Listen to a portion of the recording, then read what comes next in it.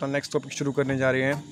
How do I know if I have leadership qualities. हम कैसे पता करें कि हमारे पास क्या है, कोई लीडरशिप क्वालिटीज़ हैं। तो फर्स्ट पॉइंट है जो मैंने अपने कुछ ऑब्जर्वेशन पर कुछ अपनी बुक्स रीड करके पता किया है, वो पहला क्या है, do you have take initiative.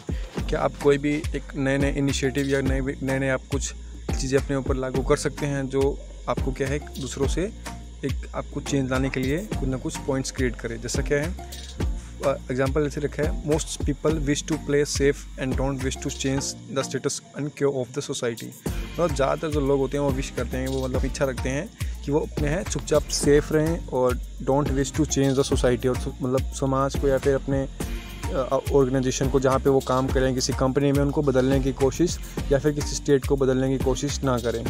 They have find it convenient to blame others. तो वो क्या है, हमेशा सोचते हैं कि भाई क्या है, जो कोई भी प्रॉब्लम चल रही है मैं क्या करूं, केवल दूसरे को क्या है ब्लेम करूं कि भाई ये तुम्हारी वजह से प्रॉब्लम चल रही है।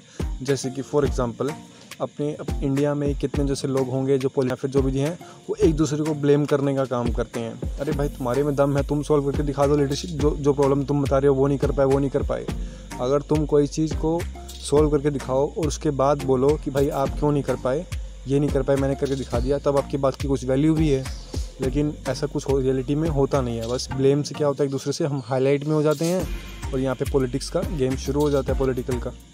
तो इसीलिए हमेशा हमें कोशिश करना चाहिए कि हम पार्ट बने सॉल्यूशन का, ना कि कोई प्रॉब्लम का। अब उसके बाद and free themselves from any responsibility, और वो क्या अपनी जिम्मेदारी से क्या होंगे, दूर हो जाएंगे। अगर क्योंकि भाई उनके पास अगर वो ब्लेम करते रहेंगे दूसरे पे, अब खुद पे अपनी रिस्पॉन्सिबिलिटी अपने पे ब्लेम नहीं लेंगे, तो उनके पास कोई बोलने वाला भी नहीं रहेगा कि आपने भाई क्यों नहीं किया, आपने क्यों नहीं किया।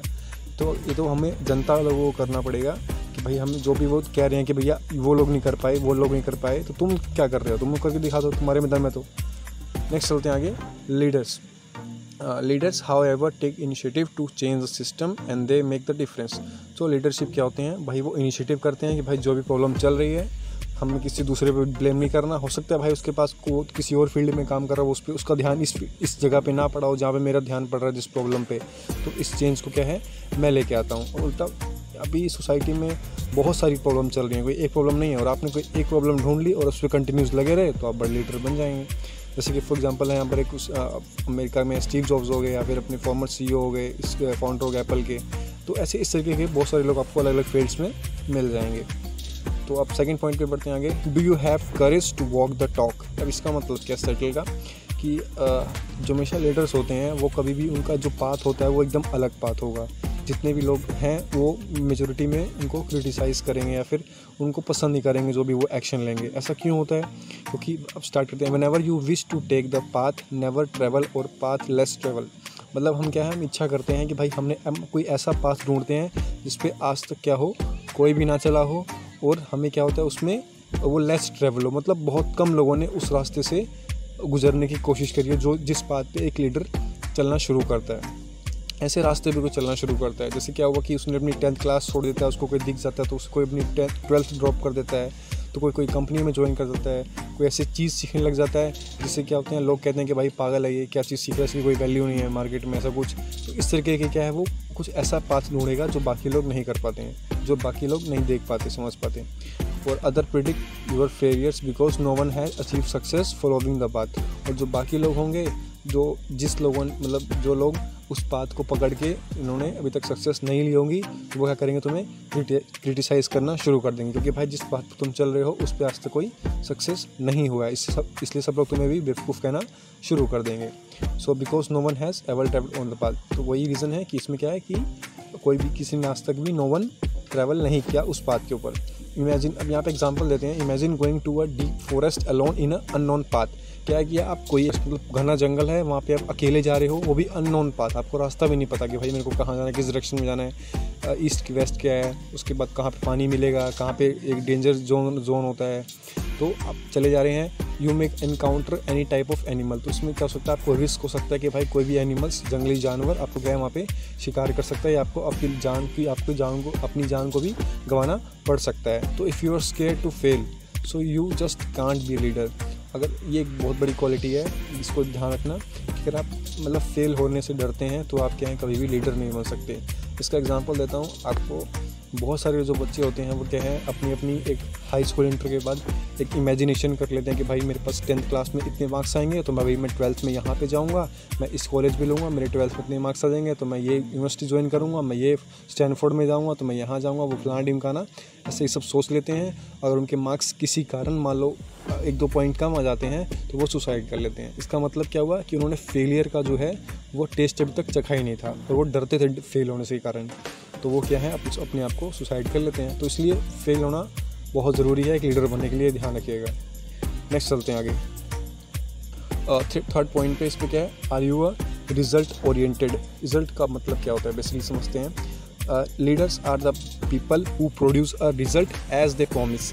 लीडर्स क्या होते हैं, वो लोग होते हैं जो प्रोड्यूस रिजल्ट करते हैं जो वो प्रॉमिस करते हैं अपने किसी, या फिर जो आप एक पॉलिटिकल लीडर को ले लो तो असली लीडर किसको बोलेंगे, जो अपने प्रॉमिस जो उसने किया है वो एज इट इज़ उसको रिजल्ट पे करे। उसमें क्या प्रॉब्लम आ रही है, कैसे प्रॉब्लम आ रही है, वो हमारी प्रॉब्लम नहीं है, हमें केवल रिजल्ट चाहिए। So if you are a result oriented person and believe in delivering the results rather than finding excuses and explaining the world why you failed or how other inspired to fail you. इसका मतलब क्या है कि if you are result oriented, अब अगर आप क्या हैं रिजल्ट ओरिएंटेड पर्सन हैं और believe in delivering the result, और आपको बिलीव रखते हैं किसमें, जो आपने रिजल्ट्स को डिलीवर करना देना है, रादर देन फाइंडिंग एक्सक्यूज। इसकी वजह से आपकी ज़रूरी नहीं है कि आप भाई ऐसे हो पाया, इस कारण नोटबंदी हो गई थी, क्योंकि इसके कारण कोरोना वायरस आ गया था, मैं ये सब वगैरह वगैरह जो क्या है प्रॉब्लम्स आ गई थी। उल्टा प्रॉब्लम्स में हमारे पास अपॉर्चुनिटी भी और बढ़ जाती हैं उस काम को करने की, और ऐसे काम करने की जो भी आज तक हमने कभी देखे नहीं होंगे।